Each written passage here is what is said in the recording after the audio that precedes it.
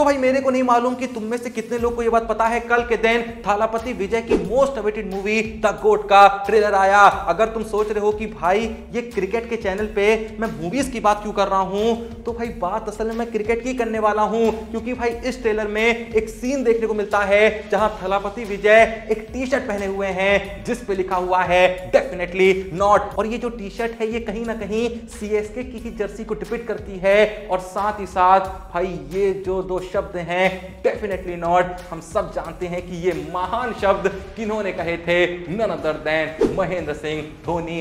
इससे पता चलता है कि भाई धोनी भाई भले रिटायर हो गए हैं लेकिन उनका जो भौकाल है आज भी वैसा ही है जैसा कि पहले हुआ करता था। चलो भाई बहुत हो गई धोनी भाई की बातें, अब बात कर लेते हैं धोनी भाई के चेले हार्दिक पांड्या के बारे में। देखो ये तो तुम जानते ही हो कि फिलहाल हार्दिक पांड्या का जो वक्त है कुछ बहुत अच्छा नहीं चल रहा है, डाइवोर्स हो चुका है, जिसके पीछे ये भी खबरें आई थी कि हार्दिक पांड्या की ही गलती है। लेकिन फिलहाल हम उनकी पर्सनल जिंदगी में नहीं घुसने वाले हैं, हम उनके क्रिकेटिंग करियर पे ही बात करने वाले हैं। देखो ये भी तुमको पता है कि हाल ही में क्रिकेट के मामले में भी हार्दिक पांड्या के लिए सब कुछ अच्छा नहीं रहा। शुरुआत अच्छी हुई थी थोड़ी सी उनकी, जब उन्होंने भैया T20 वर्ल्ड कप जीता, उसमें शानदार परफॉर्मेंस भी दी। लेकिन जैसे ही T20 वर्ल्ड कप खत्म हुआ हार्दिक पांड्या से वाइस कैप्टनसी भी छीनी गई और रोहित के जाने के बाद जो लोग को लग रहा था कि ये बनेंगे फ्यूचर के T20 कैप्टन, भाई सूर्या को कैप्टन बना दिया और हार्दिक पांड्या को वाइस कैप्टन तक नहीं रखा। लेकिन कल के दिन हर्षा भोगले एक बहुत ही बड़ा सीक्रेट रिवील करते हैं जहां वो कहते हैं कि हार्दिक पांड्या के बारे में पूरे तरीके से सोचना बंद नहीं करा गया है। जब बात आती है कप्तानी की, सूर्या को बस टेस्टिंग के लिए कप्तान बनाया गया है और हार्दिक पांड्या से कहा गया है कि आप ज्यादा से ज्यादा लगातार व्हाइट बॉल गेम्स खेलें, T20 और वनडे में लगातार आप एक्टिव रहें। अगर वो लगातार अपने आप को व्हाइट बॉल क्रिकेट में एक्टिव रखने में कामयाब रहे तो भाई बहुत हद तक पॉसिबिलिटी है कि हार्दिक पांड्या एक बार फिर से T20 कैप्टन बन जाएं और ओडीआई में वाइस कैप्टन बन जाएं। चलिए नेक्स्ट अपडेट की तरफ। तो कल के दिन इंडियन एक्सप्रेस से बात करते हुए जसप्रीत बुमराह से जब ये पूछा गया कि आपका फेवरेट फॉर्मेट कौन सा है, तो बुमराह ने कहा कि मुझे जो सबसे बेहतरीन फॉर्मेट लगता है वो है टेस्ट फॉर्मेट। और इसी इंटरव्यू में जसप्रीत बुमराह से हार्दिक पांड्या को लेके एक बहुत ही बड़ा सवाल करा गया। सवाल पूछा गया कि भाई जो आईपीएल 2024 में हार्दिक पांड्या की बूइंग हो रही थी उस पे आपका आखिर क्या कहना है। तो बुमराह कहते हैं कि हम सबका हार्दिक को पूरा सपोर्ट था, हम लगातार हार्दिक से बात कर रहे थे, जब भी हार्दिक को कोई मदद चाहिए होती थी हम उसके साथ खड़े होते थे। लेकिन बुमराह साथ ही साथ ये भी कहते हैं कि क्रिकेट में कुछ चीजें ऐसी हो ही जाती हैं जिनको आप कंट्रोल नहीं कर सकते और ये लोग जो बू कर रहे थे हार्दिक पांड्या को हर मैच में, इसको कंट्रोल करना हमारे बस में नहीं था। देखो बाकी सारी बातें सही हैं लेकिन बुमराह भाई यहाँ पे थोड़ा सा तो झूठ बोल रहे हैं, क्योंकि आपके ही लोग थे, आपके ही फैंस थे। अगर आप रोहित भाई वगैरह चाहते तो इस बूइंग को शांत कर सकते थे। आप लगातार 2-3 मैच में अगर जनता से कहते कि मत करो बू, ये सब बंद करो, तो भाई जनता फिर से वो नहीं करती। लेकिन एक बार भी किसी भी मैच में ऐसा नहीं देखा गया कि रोहित और किसी भी प्लेयर ने जनता से रिक्वेस्ट करी हो, खासकर मुंबई इंडियंस किसी प्लेयर ने जनता से रिक्वेस्ट करी हो कि भाई ये सब मत करो। जबकि ये चीज पहले मैच से हो जानी चाहिए थी। पहले ही मैच में अगर रोहित शर्मा क्लियरली ये दिखा देते कि उनको कोई दिक्कत नहीं है, प्लीज जनता शोर मत करो, तो भाई मैं इस बात की गारंटी दे रहा हूं कि जनता ऐसा करती नहीं। एक आध मैच में करती तो करती, लेकिन एक टाइम बाद रोहित शर्मा की रिक्वेस्ट पे वो रुक ही जाती। इस बात पे मुझको पूरा भरोसा है। अब रोहित शर्मा का ऐसा करना या ना करना सही होता गलत होता मुझको वो नहीं पता, क्योंकि जो हार्दिक पांड्या ने उस वक्त किया था गलती थी। थोड़ी बहुत बूइंग वो डिजर्व करते थे, उनको पता चलना चाहिए था कि जो उन्होंने किया है वो गलत किया है। इस तरीके की शर्त उनको अपने कॉन्ट्रैक्ट में नहीं रखनी चाहिए थी कि मैं टीम में आऊंगा तो मेरे को कप्तान बनाना ही बनाना पड़ेगा।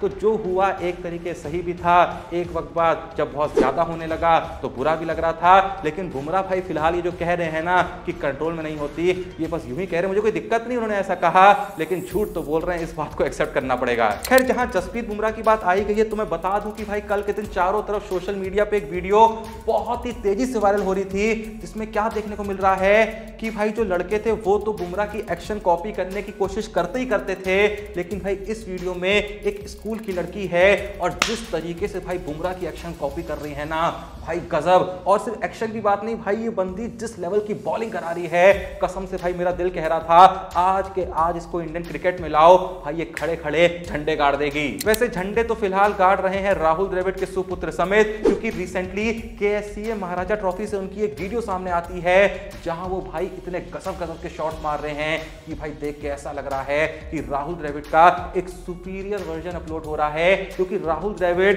जहां थोड़ा धैर्य रख के खेलते थे, ग्राउंडेड शॉट्स ज्यादा मारते थे, लेकिन ये बंदा जितना अच्छा ग्राउंडेड शॉट्स मारने में है उतना ही अच्छा लॉफ्टेड शॉट्स मारने में है। अगर आपको उनके वो शॉट्स देखने हैं तो पूरी वीडियो आपको देखने को मिलेगी हमारे टेलीग्राम क्रिकबाजी पे, जिसका लिंक है डिस्क्रिप्शन पिन कमेंट में, जाइए जाके ज्वाइन करिए। राहुल द्रविड़ के बेटे के वो शॉट्स मैंने आपके लिए बचा के रखे हैं, कैद करके रखे हैं, बहुत मेहनत से वहां पे कंटेंट मैं आपके लिए लाता हूं जो आपको कहीं देखने को नहीं मिलता है। तो जाओ जाके टेलीग्राम से ज्वाइन करो और मस्त जाके राहुल द्रविड़ के बेटे की इस इनिंग के मजे लो। वैसे मजे से याद आया कि भाई मजा तो असल में कल के दिन मुझको आया एक कमाल की खबर सुन के। देखो ये तो हमको पता ही है कि साल 2028 में ओलंपिक्स में क्रिकेट भी शामिल हो जाएगा और भाई बहुत हद तक ये उम्मीद है कि अब हमारे लिए ओलंपिक्स में गोल्ड जीतना इतना मुश्किल नहीं होगा, क्योंकि इंडिया पता नहीं मुझको भरोसा है कि भाई ओलंपिक्स में जाएगी तो गोल्ड जीत के आएगी। लेकिन कल के दिन मुझको क्या खबर सुन के मजा आया वो सुन लो। जैसा कि हमको पता है कि 2028 के ओलंपिक्स में क्रिकेट आ जाएगा, तो भाई कल के दिन ये खबर सामने आती है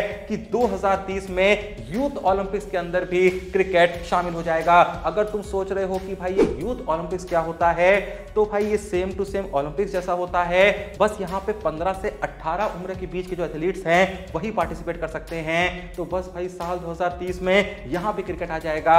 गजब की पॉपुलैरिटी फैल गई है भाई क्रिकेट की। फिलहाल तो पॉपुलैरिटी फैलाने के मूड में पूरे तरीके से आ चुके हैं यशस्वी जायसवाल, क्योंकि कल के दिन यशस्वी जायसवाल की एक वीडियो सामने आती है जहां भैया बहुत ही मेहनत करके वो ट्रेनिंग कर रहे हैं। साथ ही साथ कल के दिन मोहम्मद सिराज ने भी अपने इंस्टा अकाउंट पे एक स्टोरी डाली जहां उन्होंने कहा कि भैया ट्रेनिंग करने जा रहा हूं क्योंकि एक लंबा टेस्ट सीजन आने वाला है।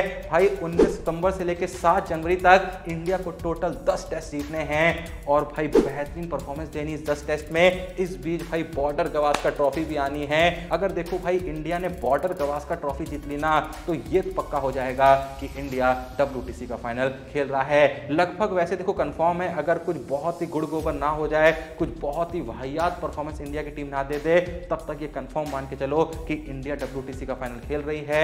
बस मतलब एक मैच जीतना होगा और भाई एक और ICC ट्रॉफी हमारे पास होगी। वैसे भाई टेस्ट सीजन की तैयारी सिर्फ यशस्वी जायसवाल और मोहम्मद सिराज शुरू नहीं करी है, बल्कि भाई टेस्ट क्रिकेट के हमारे जो नए नए सितारे हैं सरफराज खान, उन्होंने भी तैयारी शुरू कर दी है, जिन्होंने भैया जब से इंडिया ने डेब्यू किया है कमाल की परफॉर्मेंसेस दी हैं। उनसे भैया उम्मीदें कुछ ज्यादा ही लग गई है। यही रीजन है कि कल के दिन इंडियन एक्सप्रेस को वो भी एक इंटरव्यू देते हैं जहां वो बताते हैं कि मेरे लिए ऑफ सीजन जैसा कुछ नहीं होता है, मैं हर रोज 4:15 पे उठता हूं और उसके बाद एक लंबी दौड़ के निकल जाता हूं।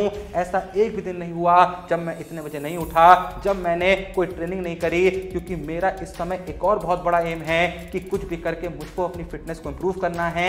आज के वक्त पे मैं 30 मिनट में 5 किलोमीटर भाग पा रहा हूं, जिसको मैं समय के साथ और मेहनत करके सुधारना चाहता हूं और इंडिया के लिए लगातार अच्छा करके देश का नाम रोशन करना चाहता हूं भाई। तो हम तो भैया यही उम्मीद करते हैं कि सरफराज खान जो चाहते हैं उनकी चाहत ये पूरी हो, जो भी वो हासिल करना चाहते हैं वो हासिल करें, क्योंकि भाई देखो सरफराज खान की चाहत पूरी होगी तो जाहिर सी बात है इंडिया की चाहत पूरी होगी, इंडियन टीम की चाहत पूरी होगी, तो जाहिर सी बात है हमारी चाहत पूरी होगी। वाह वाह भाई क्या बात बोली है मैंने, क्या बात है जी, एक्टिंग की बादशाह कसम से बहुत अच्छी वीडियो बनाई है।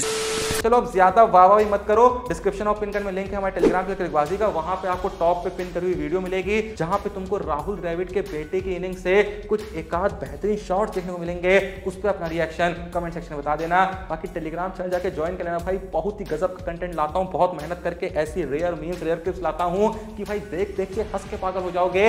इसीलिए तो कहते हैं लोग क्रिकबाजी को दुनिया का क्रिकेट का सबसे बकचोद टेलीग्राम चैनल। तो जाओ जाके ज्वाइन कर लो, वीडियो पसंद लाइक कर दो, चैनल को सब्सक्राइब कर दो। मिलते हैं नेक्स्ट वीडियो में, तब तक के लिए जय हिंद, धन्यवाद।